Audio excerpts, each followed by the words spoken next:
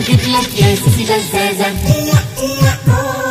علشان تفلح في الرئاسة، علشان تقتل متظاهرين وتموتهم بكل ضمير وتشهر اسمك للحمير وتروح تستنجد بفلاديمير.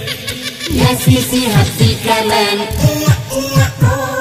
وظلم اكتر في الاخوان، اصل انت يا واد جبان وما عندك الا الاعلام، يفضل يكذب على الغلبان ويقول لهم شوفوا الاخوان.